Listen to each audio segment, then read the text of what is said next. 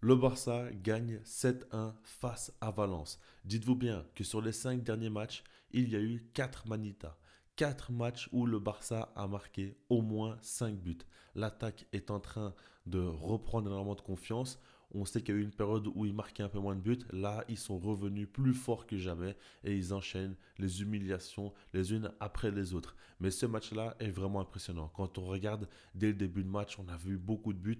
En 8 minutes, on a vu 2 buts. En 24 minutes, on a vu 4 buts.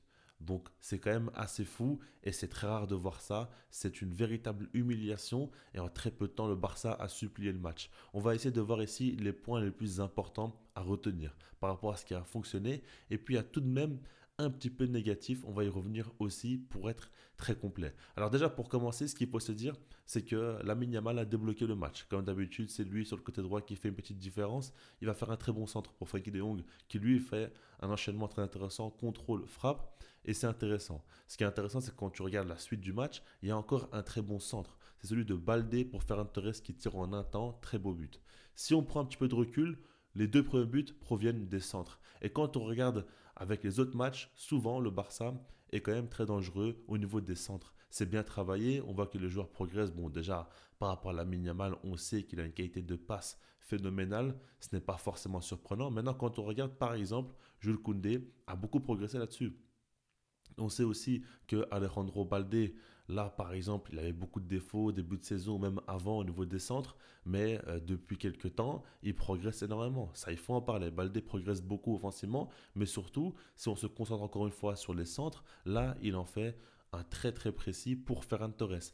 Et c'est intéressant parce que le Barça d'Hansi Flick est de plus en plus complet dans son approche offensive. On sait très bien que le Barça sera de plus en plus amené à devoir jouer face à des blocs bas et cette notion de gérer les centres est très intéressante. Quand on regarde, oui, les centreurs sont de bonne qualité, de bonne facture. Maintenant, quand on regarde aussi au niveau des joueurs qui arrivent à réceptionner les ballons, c'est fortement intéressant. D'abord, on a ici Frenkie de Jong pour le premier but qui va faire un très bon appel en profondeur et donc se créer de l'espace lui-même. Ça, c'est intéressant. On le voit quelquefois avec Pedri, on le voit avec Gavi, avec Daniel Olmo, ce genre de milieu de terrain-là qui se projette. On le voit surtout avec Fermin Lopez, on va y reparler juste après. Mais donc, par rapport à ça, vraiment, c'est quelque chose que j'apprécie beaucoup dans le style d'Hansi Flick. L'idée de se dire que les joueurs ne doivent pas avoir une position figée, mais doivent être toujours en mouvement pour créer de l'espace. Et ça fait la différence. Et puis, par rapport à Ferran Torres, lui, il est bien placé, il réceptionne bien le ballon, et puis sa frappe en un temps est très intéressante. Maintenant, quand tu regardes les deux autres buts, ça provient de longues passes. Et ça aussi, c'est intéressant.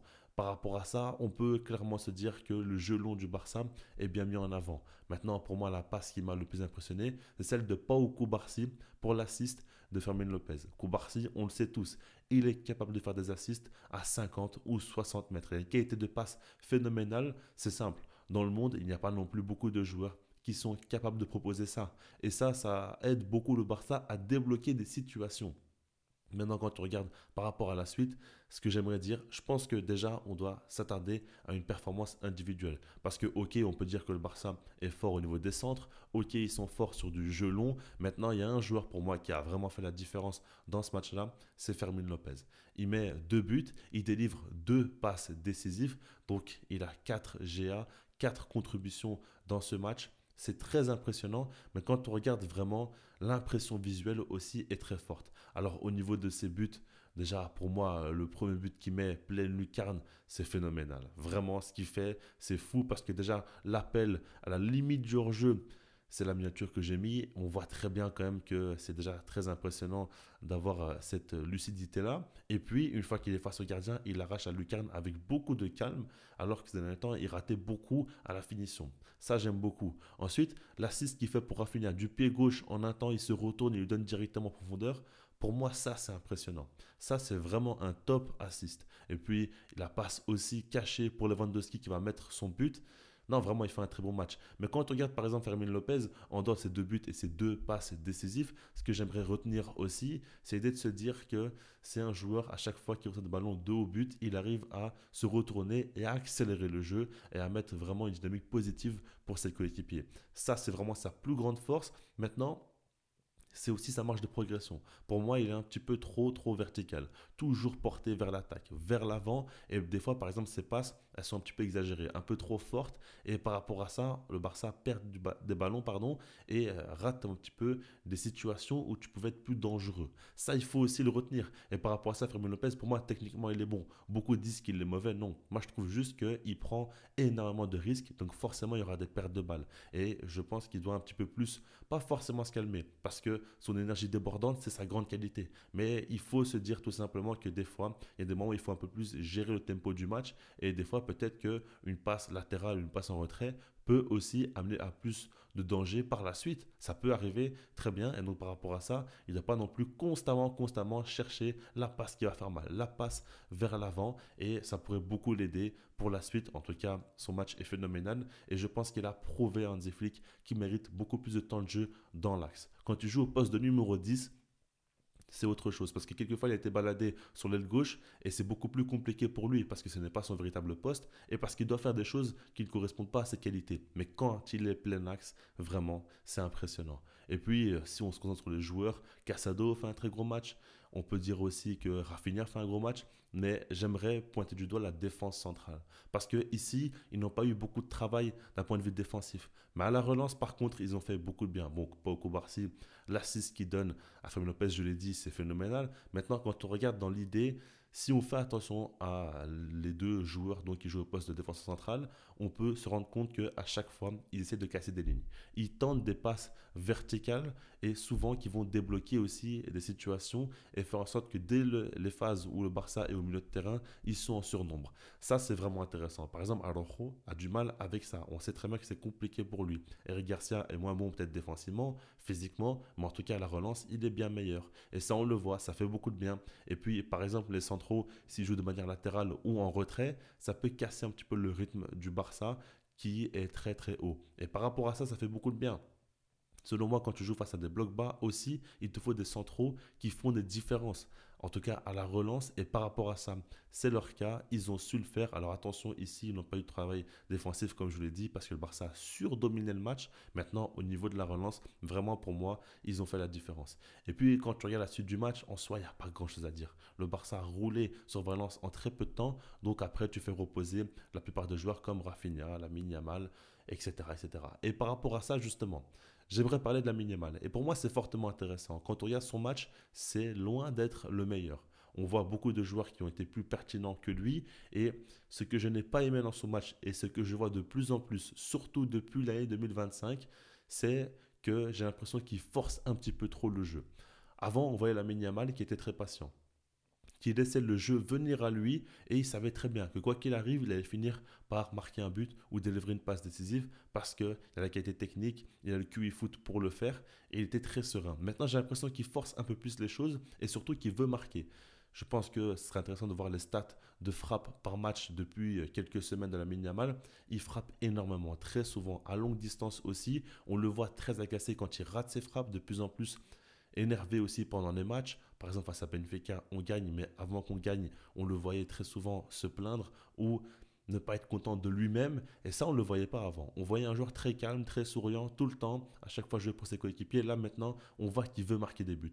Il veut briller. Et quand, par exemple, il sort, il ne dit rien à Hansi Flick, mais on sent très bien qu'il n'est pas content, qu'il voulait rester et qu'il voulait marquer. Et ça, c'est l'impression pour moi. Bon, ce n'est pas une info sûre à 100%, mais je connais le joueur, on le suit depuis des années maintenant, même en catégorie jeune, on le voyait, il n'a jamais été comme ça. Aujourd'hui, il veut marquer beaucoup de buts. Il le dit en interview, il veut désormais faire plus de statistiques, et c'est normal, c'est un joueur de très haut niveau, il veut viser aussi des titres individuels, certainement comme le Ballon d'Or, il veut faire gagner son équipe, être un joueur important parce qu'il en a le talent et il a beaucoup d'audace, beaucoup de personnalité. C'est l'une de ses plus grandes qualités. À ce niveau-là, on peut tous être d'accord là-dessus. Maintenant, pour moi, il force un petit peu trop les choses en ce moment et ça me pose un petit peu problème. Ça me fait un petit peu peur pour la suite. Après, attention, il est tellement fort, il est tellement intelligent que je suis persuadé que ça va aller. Il n'y a pas de doute à avoir là-dessus. Mais c'est juste un constat. En ce moment, il force un petit peu trop les choses. Et par exemple, quand c'est un grand match à enjeu, c'est une immense qualité. Parce que justement, dans ce type de match-là, souvent les joueurs se cachent un petit peu, alors que lui va tout le temps se mettre en avant et n'aura peur de rien. Maintenant, dans ce type de match-là, des fois, ce n'est pas forcément nécessaire. Et si c'est un match, par exemple, comme face à Retafe, où c'est un peu plus serré, on l'avait vu quelques fois. Il tentait des coups du foulard ou des gestes techniques un petit peu trop abusifs. Et des fois, tu perds le ballon sur des phases ou c'est largement évitable. Ça, il faut se le dire aussi. Donc c'est quelque chose que je note. Maintenant, évidemment, je n'ai pas de doute là-dessus. Lamine Yamal est un joueur phénoménal. Il n'y a rien à lui reprocher. Il fait encore un assist. Il nous a fait un petit pont magnifique. Même quand il est moins bon, même quand il n'est pas dans un grand jour, il arrive tout de même à sortir des gestes qu'on trouve magnifiques et qu'on retiendra. Par exemple, sa passe D pour Frenkie de Jong est excellente aussi. Et puis pour terminer, on a vu quand même beaucoup de confiance dans l'esprit positif. Au niveau des joueurs, on a vu qu'ils ont tenté beaucoup de gestes, qu'ils ont marqué beaucoup de buts. Et ce que j'aimerais dire, c'est que selon moi, le 5-2 face au Real Madrid a mis les joueurs en confiance. Et surtout, la remontada face à Benfica les a mis aussi encore plus en confiance. Et là, on le ressent. C'est hyper positif parce que l'idée de se dire qu'avec le style de jeu d'Hansi Flick très offensif, avec beaucoup de prise de risque, c'est important quand même d'être en confiance au niveau des joueurs. Donc ça, c'est quand même très bien et on voit de la continuité. Maintenant, pour terminer, évidemment, tout n'est pas parfait. J'ai parlé du cas de la Yamal, mais surtout, le plus problématique, celui de Tech, donc de Wolszczny, le gardien polonais. Je ne sais pas si je l'ai bien prononcé, mais en tout cas, ce que je sais assurément, c'est qu'il doit arrêter de jouer. Lors de ma vidéo débrief du match, donc remporté 5-2 face au Real Madrid, je disais que je ne voulais plus le voir jouer. On me prenait pour un dingue. Aujourd'hui, je persiste à nouveau. Après Benfica, je l'ai répété. Maintenant, je le redis encore face à Valence. Il doit arrêter. Je ne sais pas ce que Hansi Flick voit en lui parce qu'il fait des erreurs constamment. Quand on regarde par exemple, encore une fois, il devait y avoir un penalty pour Valence à cause d'une faute commise par Chechny. Au final, on est revenu sur une faute subie par Jules Koundé bien avant et donc ça a annulé le penalty. Il a été sauvé là-dessus, mais il a encore fait une grosse erreur. Et puis, le but encaissé du Barça est arrivé parce que Chechny n'a pas su capter le ballon. Il fait une erreur et après, directement, le but arrive.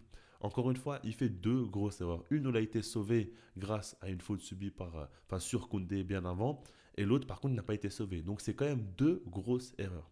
Par rapport à ça, Chechny doit arrêter. Ses sorties sont catastrophiques.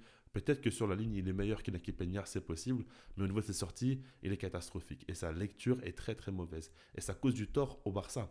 Parce que dans le style d'Hansi Flick, c'est très important que le gardien fasse des sorties quand même très loin de son but. Et par rapport à ça, vraiment, pour que le Barça soit compétitif, pour que le Barça ne se morde pas les doigts cette saison, il faut qu'il aille sur le banc, qu'il arrête de jouer. Et Inaki Peña mérite beaucoup plus que lui. Et j'ai peur que Hansi Flick, on va dire, casse un petit peu la confiance de Inaki Peña parce qu'il joue de moins en moins, que ce soit en Liga, en Supercopa, en Copa ou en Ligue des Champions. À chaque fois, en ce moment, c'est Chechny qui joue. Depuis l'année 2025, il enchaîne beaucoup de temps de jeu. Et Hansi Flick avait dit en conférence de presse que l'une des raisons pour laquelle il joue, c'est parce que tant qu'il a été titulaire, jusqu'à présent, le Barça n'a pas encore perdu. Mais c'est vraiment un mode de pensée pour moi que je trouve même très limité parce que, ok, on n'a pas perdu. Mais quand tu regardes, il a pris un carton rouge face au Real Madrid, il a empêché le Barça de faire la plus grande humiliation de l'histoire des Clasico. Face à Benfica, il fait une erreur monumentale et tu as quand même plusieurs buts encaissés en 30 minutes de jeu seulement, surtout à cause de Chechny, pas que, mais en grande partie à cause de lui. Le Barça a fait une remontada historique où Rafinha a fait un exploit incroyable, mais sinon, tu peux largement perdre ce match très normalement, tout simplement. Et par rapport à ça, encore une fois, là, il fait deux grosses erreurs. Le Barça gagne parce qu'ils ont su faire la différence avant ces erreurs-là. Mais quand tu regardes vraiment, Chechny, il faut qu'il arrête. Il faut qu'il s'éloigne du 11 titulaire pour que le Barça aille mieux. Voilà, j'ai dit beaucoup de choses. Je vous laisse là-dessus. Tu peux mettre un maximum de likes, à vous abonner. Puis sinon, moi, je vous dis peace.